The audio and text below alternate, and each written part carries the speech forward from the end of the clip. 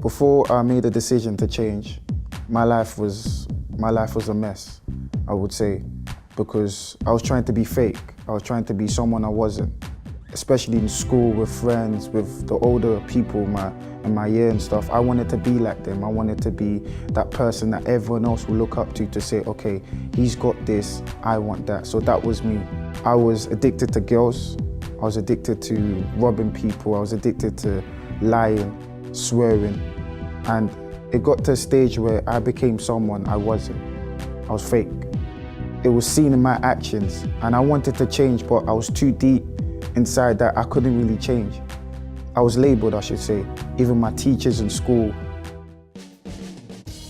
As I made my decision, I said to myself, I didn't want to tell no one that I made a decision to change. I wanted them to see the change inside of me. And it was really clear, even when I went back to school and stuff, like my teacher, she was like, oh, Ahmed, you've changed. And I was happy. I was like, I didn't need to tell you that I've changed because you can see the change inside of me. And now, like, I would say I'm different because I made a decision to change. And just from that decision, from making that decision, everything started to move forward. For me, I'm now a positive person. I can speak in front of cameras now. I can speak in front of people. But before, I wanted to be someone I wasn't. I wanted to be different. I didn't know how to accept myself. But now, I can do anything I want. I'm just myself. I'm just Ahmed.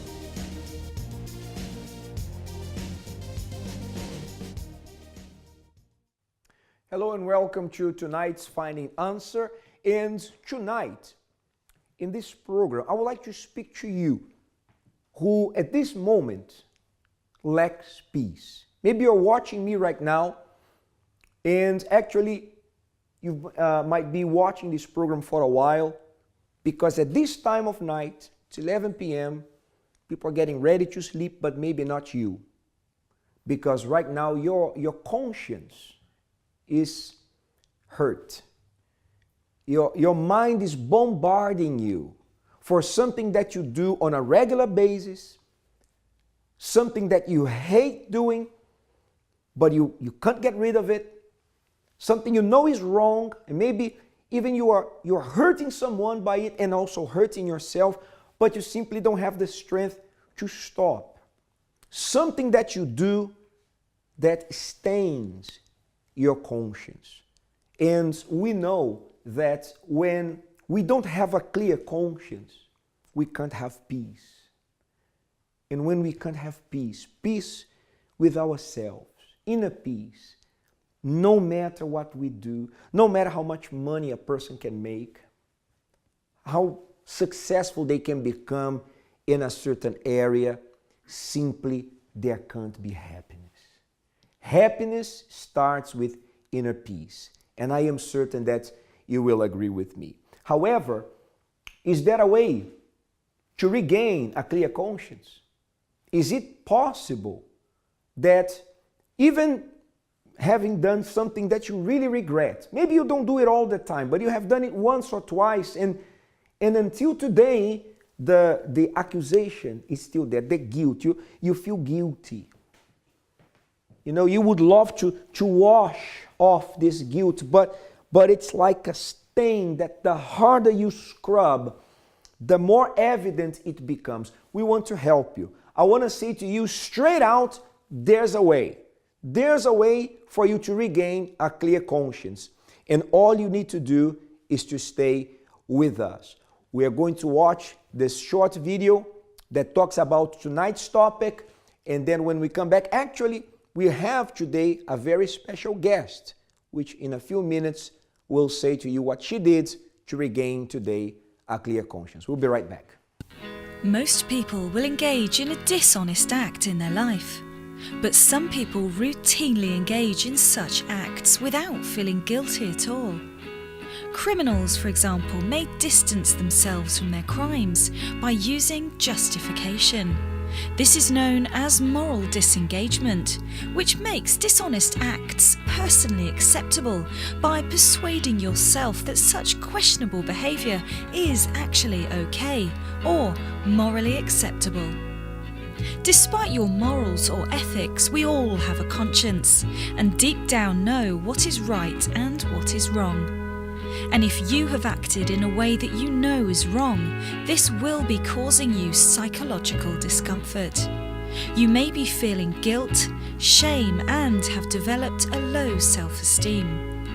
Another common way of expressing guilt is with anger. Anger can be a defense mechanism to outwardly express the psychological pain of not having a clear conscience. If you are feeling guilty or you would like to have a clear conscience, then you will need to start by taking responsibility for your actions. You may also need to seek forgiveness. But just think of the benefits of having a clear conscience, not carrying around guilt with you, knowing that you can hold your head high and not feeling like you are avoiding people or certain situations. Whatever your past, with acknowledgement, overcoming the past and dealing with apologies or forgiveness, you can look forward to a clear conscience. So tonight our topic is I want a clear conscience. We're talking about something extremely important because who doesn't want to have a clear conscience? Who can be happy without it? So if you don't know what else to do, you are watching me right now and you are constantly bombarded with guilt. You can't forgive yourself. Maybe it's not even about forgiving others. Maybe you are someone who has no problem in forgiving someone else, but you can't forgive yourself. Every single moment of the day, you are reminding yourself of what you have done. And you have tried to numb this guilt or this pain through other means. Maybe you tried counseling, maybe you tried liquor, alcohol, drinking a lot to numb the pain. You tried going out, hanging out, going to nightclubs, partying, or maybe even something that became an addiction to you, like turning to drugs. You turned to drugs or somehow to just, you felt that you had to hurt yourself, that you deserve to suffer. But I say to you that you don't, because regardless of what you have done in your past, faith is something so powerful that it can lead you to regain a clear conscience. It is possible. And we are here to show it to you, not only to say it, but to show it to you. And understand that when we speak about faith, we're not speaking about something religious, but we are speaking about something intelligent, something that can connect a human being to God, something that can help him restore his life and regain a clear conscience. And actually, I have with me tonight in the studio Pastor Abraham. Good evening. Good evening, Pastor. And we were talking about just a while ago, Pastor Abraham, that when somebody feels guilty, their conscience isn't clean, it's a sign, it's a symptom. It's like pain. Right? When the body feels pain, for instance, a headache can be the indication that there's something wrong with your liver, maybe something wrong with your eyesight. A toothache is the indication there's definitely something wrong, an infection there, or something's wrong with your tooth, right? Yeah. When the conscience isn't clear, it's a sign that the person has a problem, an inner problem, maybe something they are doing wrong, they don't know the way out, but they have to change something, right? Yeah, and the most important thing, just like we just saw in the video, is to take responsibility. Many are those who try to run away from this guiltiness that they feel. For example, how many people, they even change countries. They move from one country to the other, trying to avoid people that they used to walk with. We just saw also that it also shows a lot of anger. Huh? There are people that they are very aggressive to their family members, to relatives, and so on, because of the lack of peace. The lack of peace. So you see, Pastor Edward, that how important it is to have a clean conscience. Clear conscience is essential for those who want to succeed in life. For example, how many people they are watching this program now, and they might have succeeded in one area of their lives, maybe financially. How many people they became workaholic. Yes or no? They became workaholic. They avoid to go home because they know that when they go home, they will see that person that he or she did something wrong. And that will remind him or her about their guiltness. And you know, maybe nobody else knows. Maybe you're watching us now and everyone considers you a very happy person because there's always a smile on your face. But you know that it's just a front. You know that it's just a facade because deep inside you are crumbling to pieces. It's the external success that doesn't really make up for the inner failure. And maybe you might have this problem, you know, of having an unclear conscience, a dirty conscience, and you might not even know. And as we were saying, maybe the problem is not exactly the unclean conscience. It's not evident, but the anger, right? The drinking habit, the running away, the dodging from situations for not wanting to take. Isolation. Many people, they isolate themselves. Right, and it doesn't really solve the problem because taking responsibility is the beginning, right? For the actions, right? And maybe not knowing what to do exactly to stop it. Maybe you say, I know that all this sounds right. All this sounds right. I understand that I have to do these things, but I don't know where to start. I really need help. That's where we come in. Actually, if what we're talking about tonight relates to what you're going through, you can give us a call right now. It is 020-7686-6300, 0207-686-6300 right now. You can speak to us in the air if you want to. We are here live. Or you can speak to someone right now. Because oftentimes, Pastor Abraham, many times, just to talk to someone already helps, right? But the person is holding it inside, they're there, feeling this pain, feeling horrible every day until they go and talk to somebody. Maybe they can talk to someone they know. They cannot, because if they do, it's going to make matters worse. But sometimes, as crazy as it may sound at first, but talking to a stranger sometime about it helps a great deal. Yeah, and for those of you who are watching this program, you can also send us an email, help@findinganswers.tv. Maybe you're not so comfortable in giving us a call, but you can send us an email at this very moment, and we're going to take on board, you are going to reply to your email, and for sure, you are going to carry on with a clean conscience, for sure about it. Right. We have so many things to present to you that will help you. But I want to say to you that after this, we're going to have a short break now, but we have someone here with us, Paulette David, who went through serious problems, and she had a very hard life, difficult one. But she's going to tell us tonight, what did she do to overcome the difficulties, the obstacles that seemed impossible to overcome, and to achieve happiness today. So we're going to go to a short break, and we'll be right back with more Finding Answers.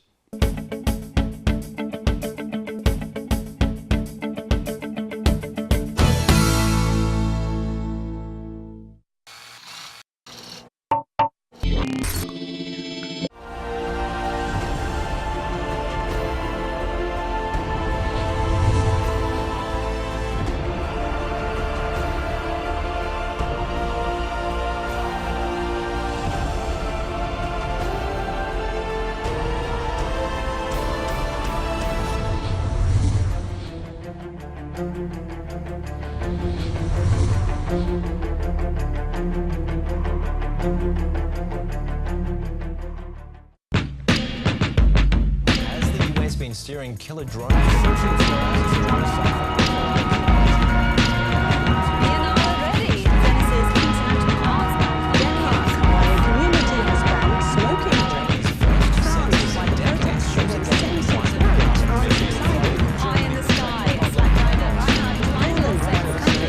Aircraft missiles won't reach Syria for several months. This is your UCKG timetable. We are open 7 days a week, helping you to make a new beginning. Monday, a meeting focused on achieving more in your financial life. Tuesday, prayers for healing.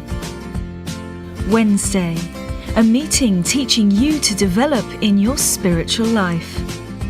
Thursday, a special prayer for the family. Friday, a service for your spiritual deliverance. Saturday, Find the One, a service specifically tailored for your love life. Sunday, Reconnect with God, the main meeting for your spiritual strength.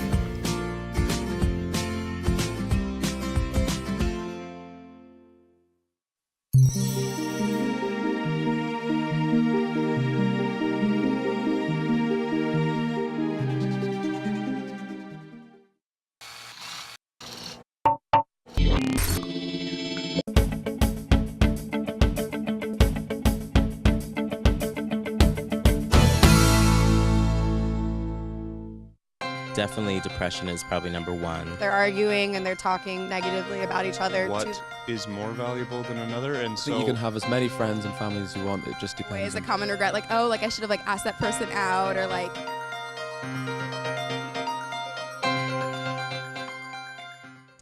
Hi, I'm Chika here for Finding Answers. Tonight we're talking about the conscience, our moral compass. Dictionary says that a clear conscience and a clean conscience are the same thing. But do we agree? I'm going to find out from the general public. Let's see what they say. Is there a difference between a clear conscience and a clean conscience? I would say a clear conscience is more when you haven't done anything, and then a clean conscience is more of once you've done something and then you rid yourself of the thoughts. So that's what I'd say. Okay, yeah, I agree with him. In a way, it can mean the same thing, but also it can also mean like I have no dirt within me. There's nothing unclean about me. I'm righteous in a way. Yes, I think that a clean conscience sort of implies that you're level and you're happy with everything you've done. Where a clear conscience, I think you can dismiss it easier. I've never heard of a clean conscience, but I have heard of a clear conscience, and because I'm a humanist and atheist, my conscience is very clear. Yeah, I'd say that a clean conscience is something that you've dealt with and you fixed the things you did wrong, and I think a clear conscience is just dismissing it as, oh, I don't feel anything, so it's fine, instead of actually fixing it. Right, so you heard and you saw street interviews with people giving their opinion about what they think about a clean conscience or clear conscience. And as people say, a clear conscience is the best pillow that one can have. And that's absolutely right. Well, anyways, we're going to speak now to our live guest who is here at the studio with us, Paulette David, who is going to tell us her story of success. Pushing me for the rest of the week, so it's like a boost. Things were really tight. Today the way I see myself is completely different.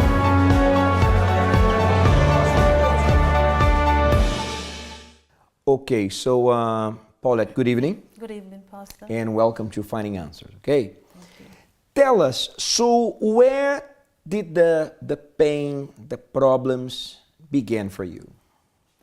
I think it began when I was having immigration problem, and they wanted to send me home, and I was fighting not to go home. So I think that's where the problem started. Started over there. So yes. You were having this difficult situation, and your stay here in jeopardy, yes? Yes, Pastor. So because of that situation, I can imagine, so you felt stressed out? Very stressed, depressed, suffering from anxiety, panic attacks, sleepless nights. It was really bad, Pastor. Yes.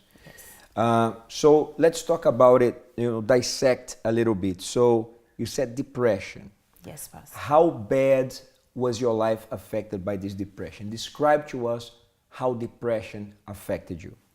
Depression affected me really bad in a way that I had to go to the doctor every week. Every Thursday I would have visit the doctor just to talk to the doctor and to get medication. Also, you're actually getting medication? Yes, I was on medication for over couple months. I was on medication for. And this depression, so how was it? You had no strength to do anything, staying at home and sleeping most of the day. How did it affect you? It affected me in a way that even when I'm on the road, I would think people was talking about me.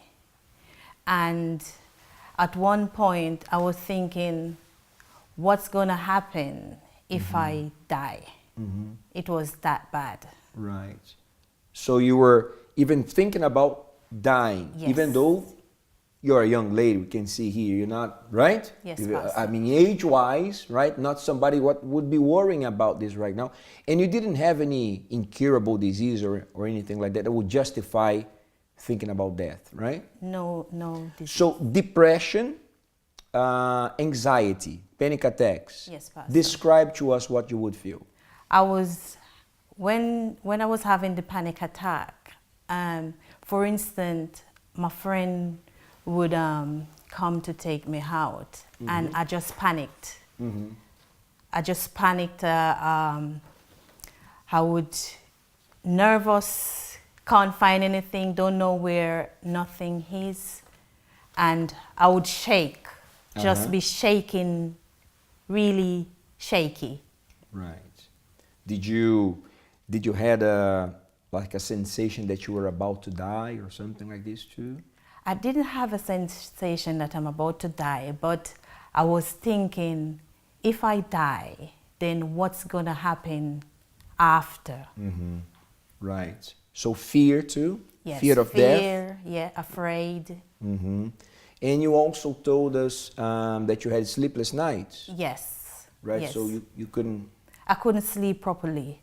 I would wake up in the night. I was so scared of darkness as well. So I couldn't sleep in the night. And because of that, I would feel shudders over me, like somebody else is in the room with me. So I wouldn't sleep in darkness. So you're saying, let's talk about this a little bit. You're saying that when you were in your bedroom, I believe, right? Yes, Pastor. If you would turn off the lights to go to sleep, you would... Did you ever have an experience like this, seeing shadows or something like that? I would felt like somebody strangling me in the dark, and I would wake up and put the light on. And I can only imagine that after that, going back to sleep again was really very difficult. You know, good that you touched this point. I want to speak here to, if you are watching us now and you go through an experience like this, you can call us because we understand that this is true. To somebody who never went through an experience like this, which we know is caused by negative forces. You know, the same way there's God, who is spirit and positive and responsible for what is good. But there's also negative forces who work in this world, who sponsor evil, who create problems, who work to hurt and destroy people's lives. So when somebody never had an experience like this, it's very easy to just label someone as crazy or, delusional. But if you are watching me now and you have problems like this, you go to bed and it's like something is attacking you. You feel something strangling you. You have these horrible, real, like terrible nightmares. And you wake up in the middle of the night with cold sweats. I want to say to you that you have a spiritual problem.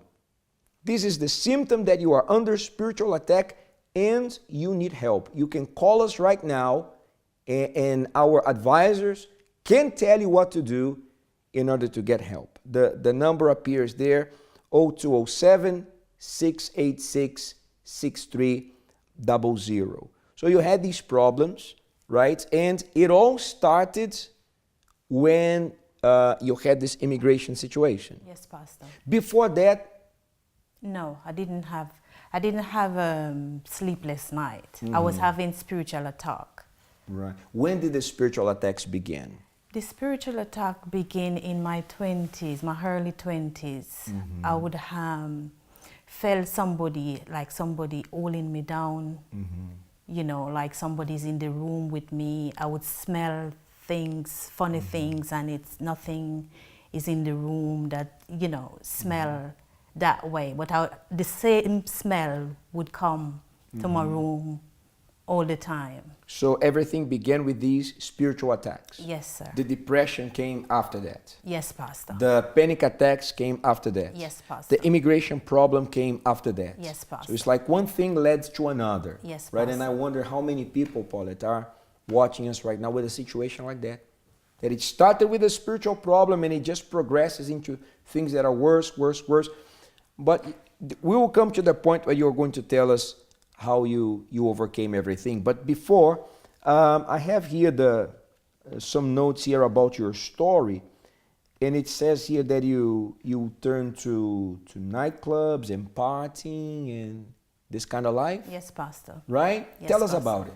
I was going out with my sisters and friends just to find peace, get away from the problem as well, because I didn't have no peace at all. No peace. You know, when I'm in my house, I'm so down.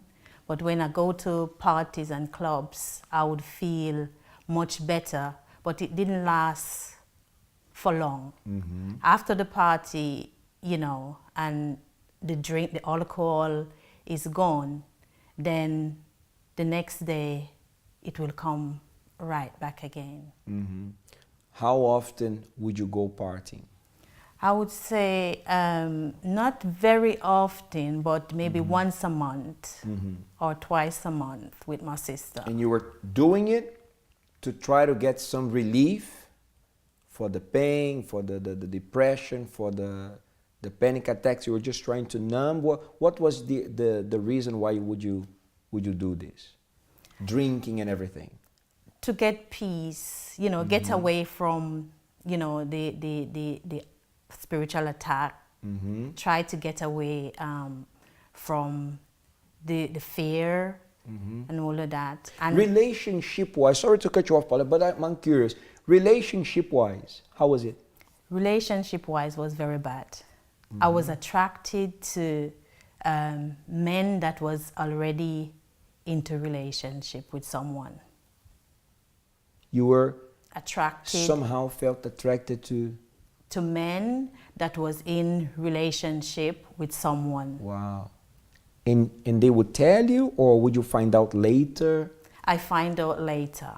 Sometimes I find out later. And when you found out, did you still go on with the relationship, or did you? Yes, I would still go on with the relationship because of trying to find peace as well, trying to find somebody, you know, because I didn't have a very close relationship with my dad. And I think because of that, I was trying to fill the space that was inside of me, because there was a emptiness, very emptiness. I was trying to find something, anything that would fill that space inside of me. Right, right. And we even have here, I believe that the production has a photograph that you sent us, right, showing that you there at that moment there. Do you recognize that photograph? Do you remember that moment when the photograph was taken? Yes, Pastor. Yes. Yes, Pastor.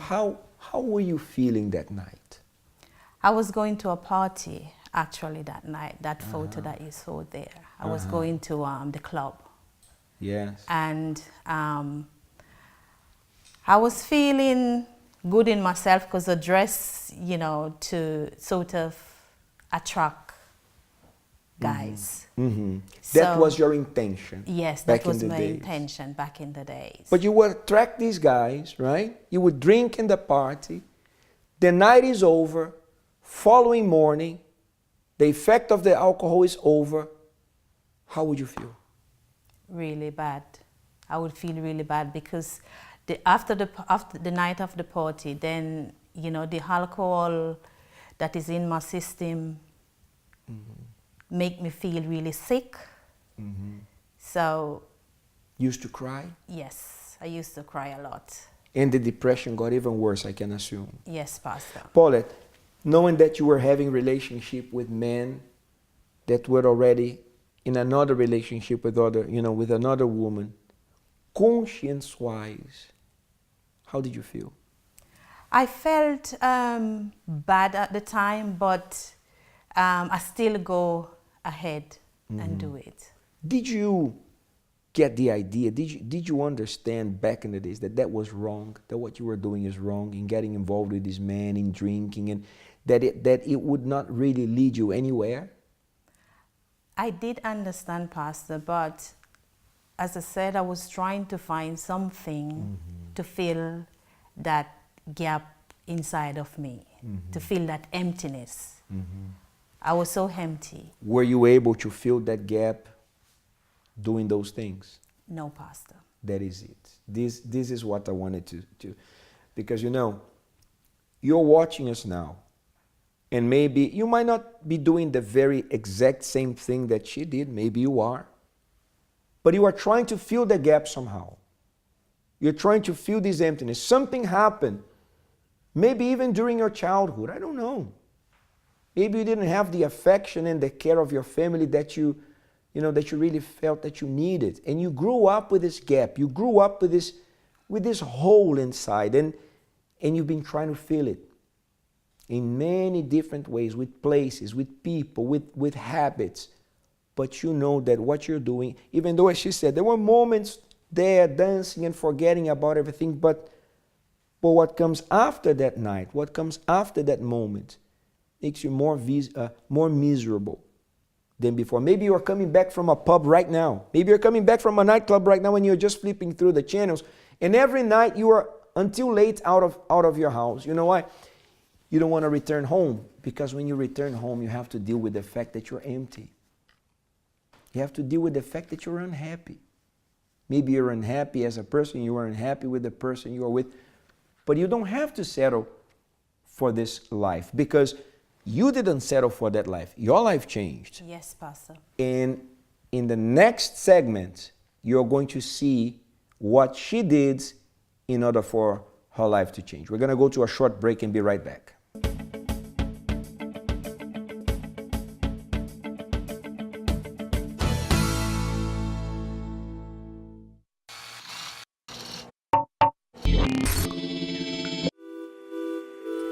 Do the maths. Changing your life is not as simple as changing your hairstyle, your shirt, or rearranging the furniture in your living room. You're talking about years of deep-rooted habits, behaviours and problems that are not going to change overnight. Many may say, think positively, but the trouble with that is that you can't do or change anything with just thoughts. But add action into the equation and the outcome can be different. Let's do the maths. Positive thinking plus action equals a change. Whatever it is, if the change is significant, if it's worthwhile, then it will have to take time, effort, and homework from you.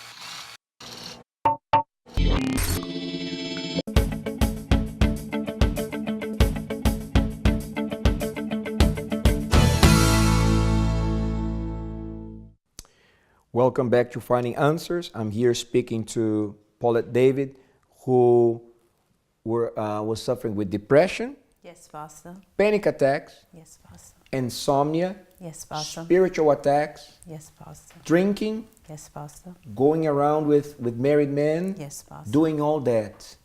How did your life change? What was the turning point for you? The turning point for me was when I come to the church. Somebody invited me to the church. I was walking in, in Peckham. Right. And somebody gave me a leaflet, and he invited me to the church. What caught your attention in that leaflet? Do you remember? It was the word that he said to me. He said to me that God have something in store for you. And no one ever said that to me. So when he said that to me, I said, thank you, God. Because I believe at the time, everything was going so bad for me, so many problems. So when he said that to me, I believe, even though I wasn't going to church, but I believe that God was speaking through him to tell me that he has something in store for me. So because of those words, you decided to come to the church. Yes, Pastor. Then you came, and what happened? How did the church help you? The church helped me by teaching me how to use my faith.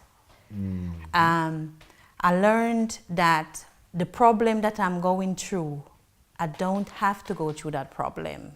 There is solution to the problem. So I learned to use my faith. I start to be doing chain of prayers. I start coming Mondays, Wednesdays, Fridays, and Sundays. So you started attending the church regularly, right? Yes, Pastor. And what was it that you liked? Was it the prayers? Was it the teaching? Do you remember something specific?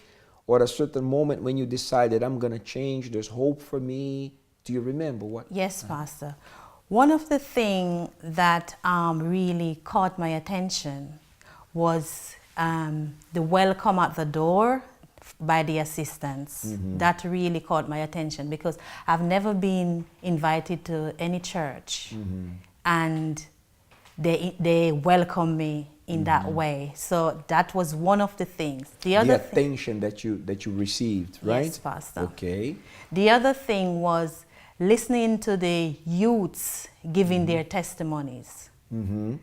How their life was before and after, what they did for their life to change, and how they've been helping other youths. So you saw their testimony, right? How their life changed. Yes, Pastor. And then you decided, if these people could change, I can change right now. That was the exact word I said, Pastor. Right. I said, if the God is working in these people's life, I want him to work in my life as well. Right. You decided that was also for you. Yes, Pastor. And then for us, I know there's more aspects. We can't cover everything, but Paulette, tell us about how long have you been attending the church? Since 2008. 2008. So we're Yes, talking Pastor. about what 7 years now. Yes, Pastor. Right?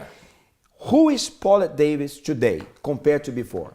Paulette Davis is totally different. A very strong person who learned not to accept things that is not right.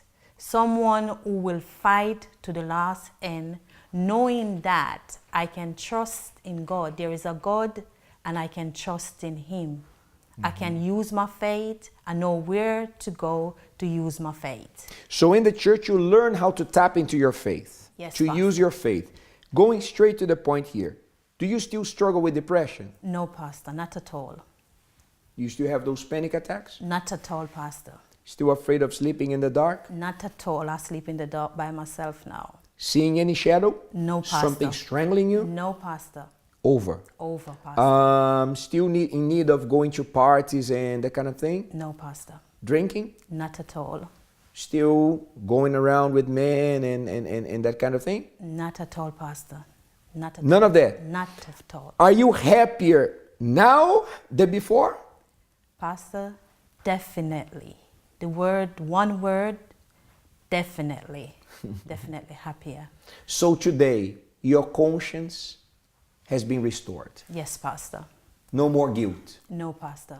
All these things you can talk about. No, we spoke about some hardcore things here about your past. Doesn't hurt you anymore. No, Pastor. This is a page of your life that has been flipped over. Yes, Pastor. You're writing a different story today. Yes, Pastor. Very good. Congratulations, okay? Thank you, Pastor. Thanks for coming by, right? And we believe that soon you will come back even with greater stories. Congratulations for your faith, okay? Thank you, Pastor. And the same goes to you. Maybe you struggle to value yourself, and you've been settling for less. You've been doing these things because, I don't know, maybe somebody really hurt you, said some horrible things to you, did some horrible things to you, and you think that nobody cares. Well, God cares. There's people that cares. That's why we're here. We're not here to make a buck. We're not selling you anything. We're not promoting anything here but faith. And faith in God. Faith is the element that if you learn how to use it, you have it in you. Everyone who's watching me, if you're watching me right now, it's because you have faith, you believe. But you just need to learn how to unlock this power that is within you.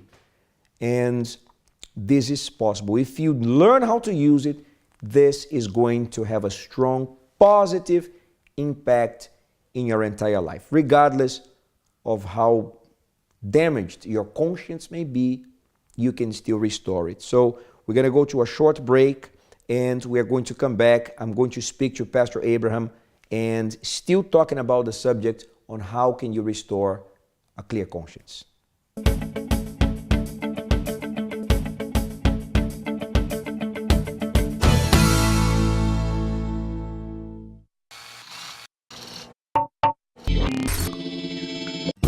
Introducing the Love Therapy website. Love Therapy can help you find true love and show couples how to enjoy happiness through a successful relationship. So why not click on the Love Therapy website for dynamic, interesting and useful tips on love. You can watch inspirational videos from happy couples sharing their experiences of maintaining relationship strength and find out when the Love Therapy meetings are. If you're looking forward to a first date, then the Love Therapy website has 5 tips for that all-important first date. And why not sign up for the Love Therapy newsletter to receive the latest news and events postings? All you need at your fingertips. The Love Therapy website.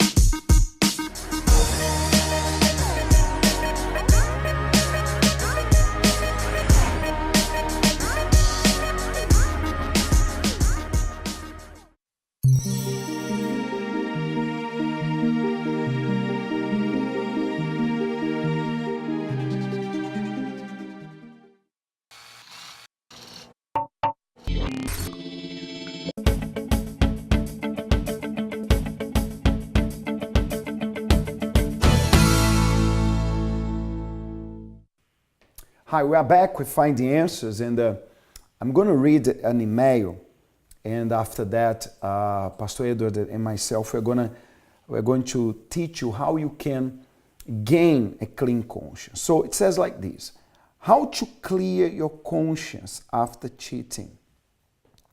I cheated on my girlfriend and I feel awful. I love her to death, but my hormones just got the best of me. I can't tell her because I know I'll lose her, but I just want to know what I can do to get rid of the terrible guilt. I know I'll never do it again.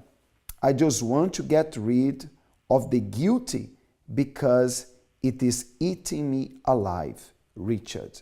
So this is the case. And Pastor Edward, as we could see, he kind of blames his hormones. Yeah, the hormones are the culprit, right? And I would say that this is his very first mistake. Of course, we are human beings, but at the end of the day, we have to take a responsibility for our actions. Absolutely. And the thing is, Richard, that's why we have to be very careful before we do something, right? Not condemning you, not judging you. Of course, none of us is perfect. We all make mistakes. But you see, now you're in a situation where you have cheated on her. You don't want to tell her. You are afraid that she will break up with you if you tell her. She's not going to forgive you.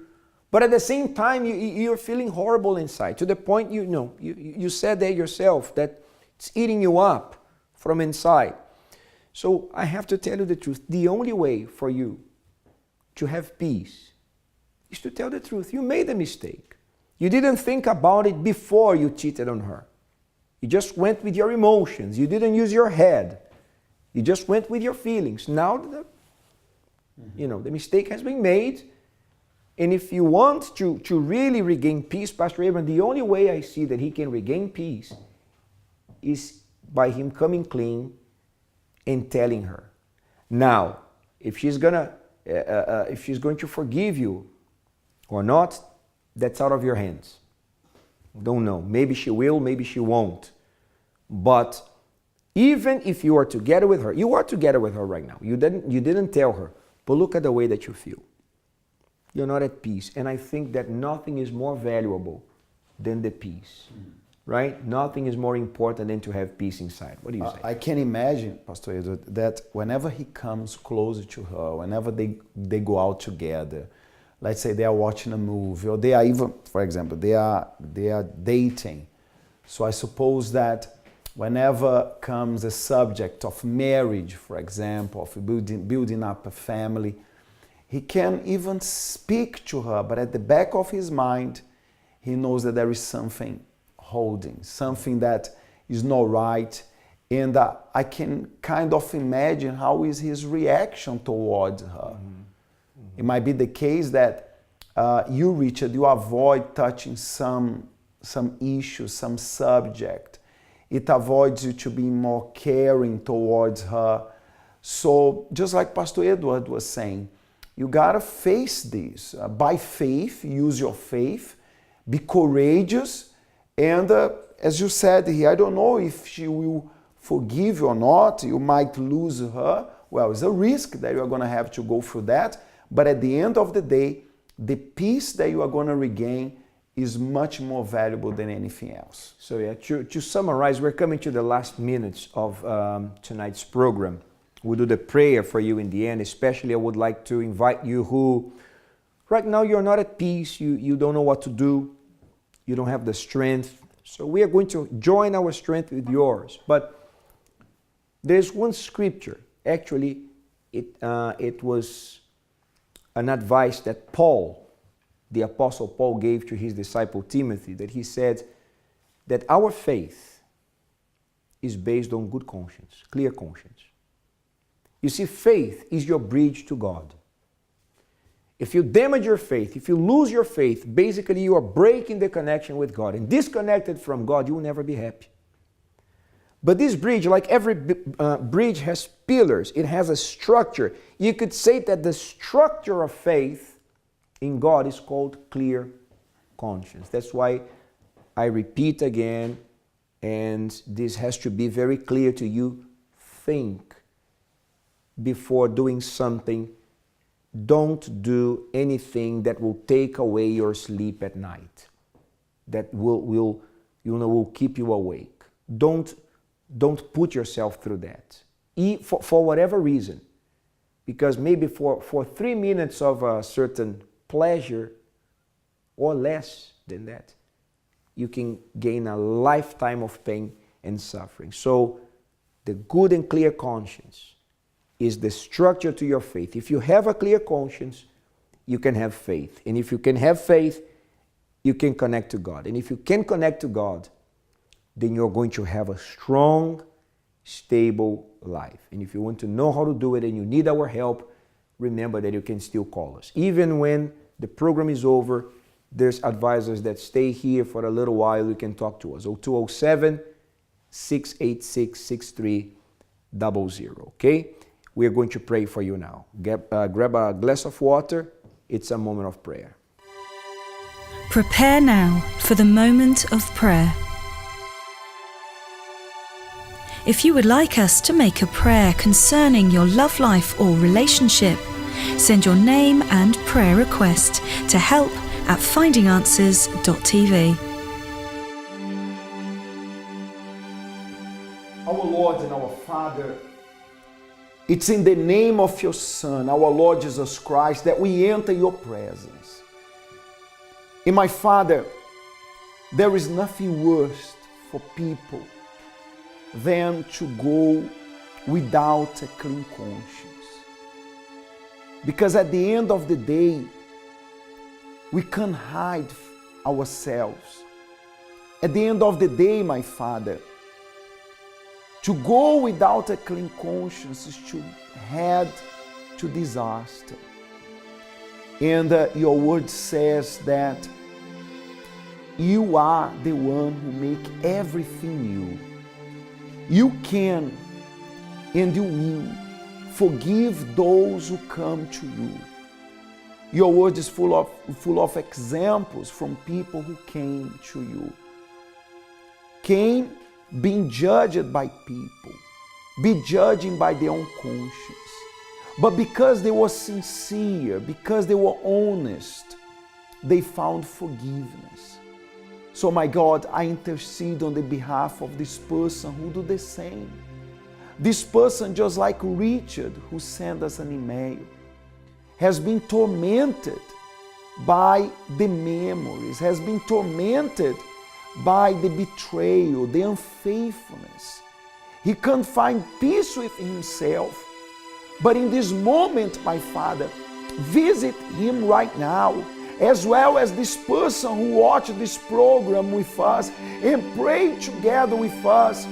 So come, my Father, come and remove from his mind, from her mind, the guiltiness, the stains, the marks, the bad memories, the traumas, whatsoever is impeding this man, this woman to find peace.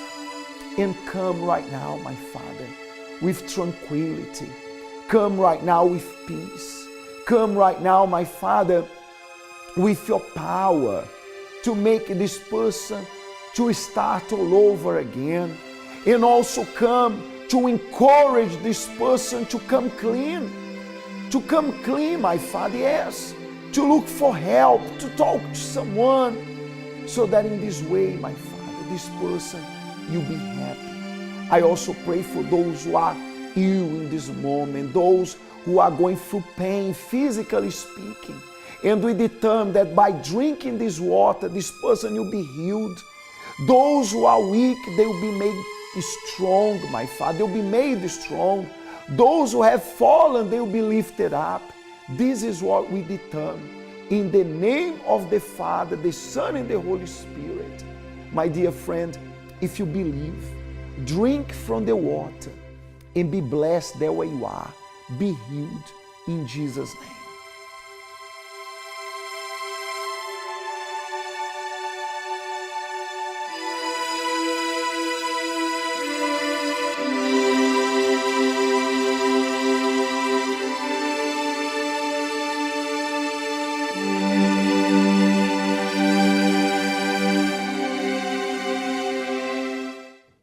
So we believe we have helped you.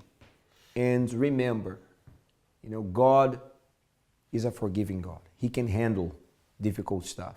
If you come to Him, He's not going to push you away, by no means. More than judging you for what you've done, He's excited about the new life that you will receive when you come to Him, okay?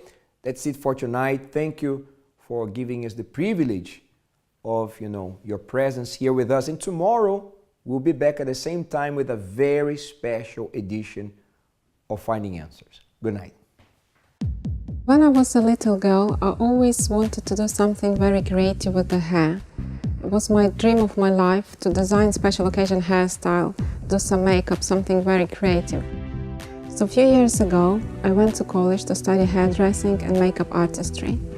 And by the end of my third year of studying, I started having really strong pains of my hands. Normally it would come in the middle of the night, and the pain would be so strong that I wouldn't be able to do absolutely anything. So I started seeking advice. I went to different countries. I've done lots of checks, tests, but nobody actually could find out what was wrong with me. The doctors would tell me, you just have to give up. What are you doing? For that point, I started getting really depressed. So one day, one of my friends, who I haven't seen for 6 years, called me just to ask how are you and invite me to come to the church with them. But at that point, I don't know why, I just ignored, I didn't think anything about the church. So a few months later, they called me again and asked me, how are you feeling? So I told them my pain is still continuing, I'm still not feeling great, and I decided to go and see this church. That day I received a prayer, and from that moment, all the pain, absolutely everything just went straight away after the prayer. So that day I will never forget in my life. And now I'm working in my dream career. I'm very happy in my job, I'm pursuing my dream. I'm a very happy person.